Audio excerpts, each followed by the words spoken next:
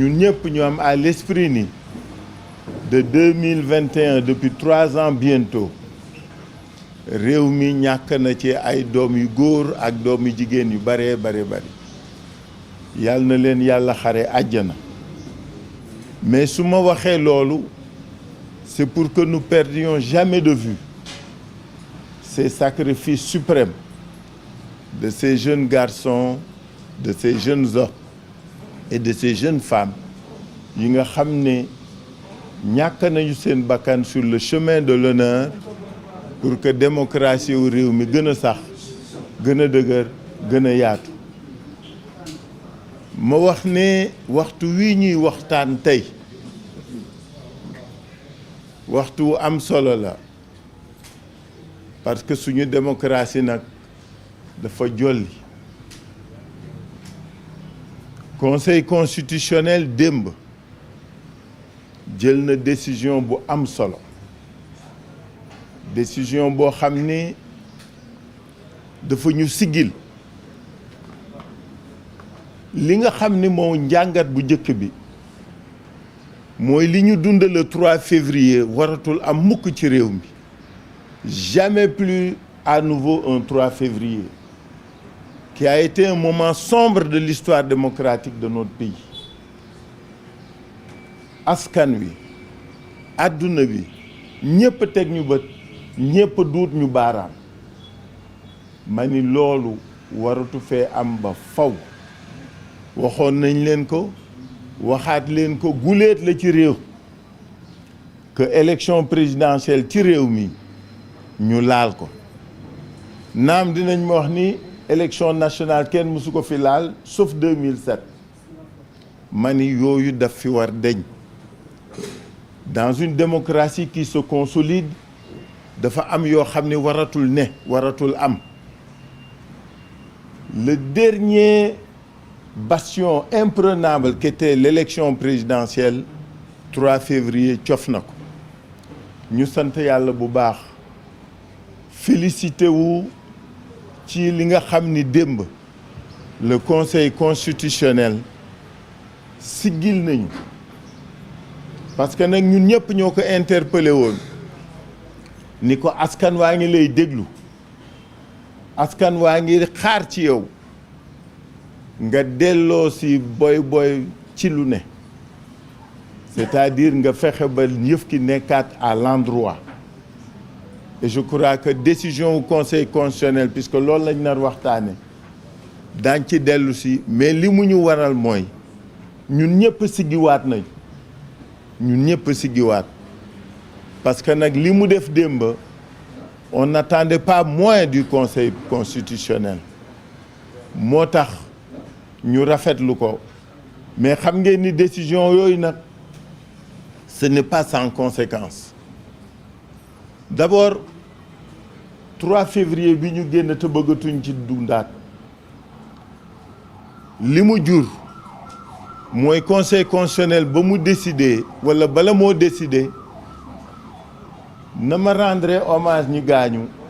maa ngi rafetlu ñiy génn beaucoup d'otages politiques beaucoup de prisonniers politiques ñoo ngi leen di génne massivement dans quel cadre dans quelles conditions selon quelle modalité le pays interpellé fan la président wékk ñii ñu duutoon baaraam ni dañu tuumaal dañu menacer l'ordre public c'est des personnes yoo xam ni dañu def lu mucc ayib ñu xëy rek génne leen sans jox ñu explication lan moo ko wënd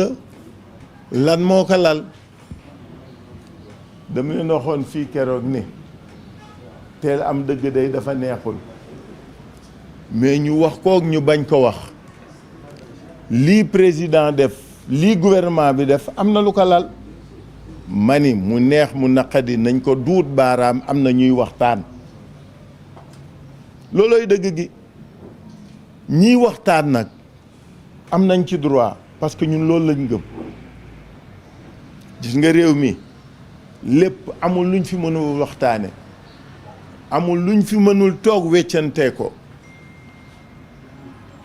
su ko ñëpp comprendre lépp dana yomb mais ñun bi ñuy def dañu ne fàng ni jë wax dox jëf ñu ngi xaar ñu xam lan moo lan moo wund ci lan la wékku lii geste yi ak acte yi gouvernement bi di posé ñii joxe nañu lii ñi ci des lan la ñuy joxe en tout cas askan bi bëgg na xam parce que loolu am solo nag ñun liñ defoon dafa ni fàng ñu assumer ko waxtaane ko ba nag lii nga xam ne dañ koy rafetlu muy ñuy libérer prisonniers yeeg détenus yi lu baax la mais li ko wund li ko lal fiñ ci jëm askan wi war na xam ci turu askan woowu laay aborder question bi noonu ñuy xaar nag ñu wax ñu lan mooy xew ak lan moo ne mais lu ñuy rafetlu la ñu rafetlu nag bu baax décision conseil constitutionnel ma ni dafa rëy ñun ñëpp dañu siggi parce que liñ fi waxoon loolu la conseil constitutionnel dëggal que réew mi constitution Sénégal permettre-t-il dans ses dispositions fondamentales que kenn di ko laal wala kenn di ko changer pour quelque raison que ce soit ñu fàttali woon disposition yi nga xam ne mooy li ne parce que li conseil bi décidé ñaari yëf la ba ci ñett bu njëkk bi mooy dafa ni décret bi président de la république jël décret boobu validul baaxul annulé na ko mu ni ñaar loi bi assemblée nationale votée validul c'est pas conforme à la constitution donc baaxul mu ni ñett la mu waxoon 2016 la waxaat tey que mandat bu mu mënta doon parce que bu leen ko yemale rek ci mandat wu président de la république 2016 li conseil constitutionnel wax mooy mandat bu mu ci mënta doon ak mandat wu ku mu mënta doon dès l'instant que yaa ngi koy door nga xam durée bi xam nombre bi ma ni loolu mënatoo ko yokk mënatoo ko wàññi loolu la conseil constitutionnel dëggalaat mooy ñetteeli décision ñeenteel bi conseil constitutionnel ni lu ci mënta doon mandat président Macky Sall le 2 avril Macky Sall ne sera plus président de la République du Sénégal kooku dañ bëgg mu leer parce que loolu la waxaat juróomeel bi conseil ni comme que élection bi dafa war am parce que lépp liñ ci pexewoon nag lu bëjoog raxasek pour defar ko dindi na ko mu ni il faut que élection yi am ci dans les meilleurs délais ci meilleurs délais yooyu nag la ñuy waxtaane tey parce que ñu bari ci ñun ñëpp nañ ci d'accord dañu gëmoon dañ doon xaar ci conseil constitutionnel su jëlee décision ba pare mu xuus ci nan la kañ la ñuy def élection yi même su fekkee mooy juge en cette matière là du moom mooy organiser donc li mu conseil décidé te ñun ñëpp ñu war ko liirandoo mooy dafa ni ci lii ñu jëm ku nekk na jouer ce rôle ku nekk na jouer ce rôle si nous voulons être nag à la hauteur du moment si nous on veut être digne de la confiance des Sénégalais chacun de nous est interpellé tous les acteurs et tous les acteurs c'est le président de la République c'est l'exécutif c'est les acteurs politiques et c'est la justice soo ko doon tasaare sax di nga ci dugal Sénat ku ne mais acteur mooy ñëpp ñoo xam ne dañuy intervenir ci élection conseil constitutionnel dafa ni nañu delluwaat xoolaat suñu bopp foofu nag c'est notre capacité, notre génie, notre esprit de sénégalais nga xam ni daf ñu may à chaque fois que réew mi am fu mu toll am lu mu laaj am lu mu yaakaar lu nit ñi xaar ci ñun ñu fexe ba eggali ko et c'est ça qui est intéressant pour chacun de nous nan la ñuy fexe ba 2 avril président Macky Sall dem ci jàmm beneen président wuutu ko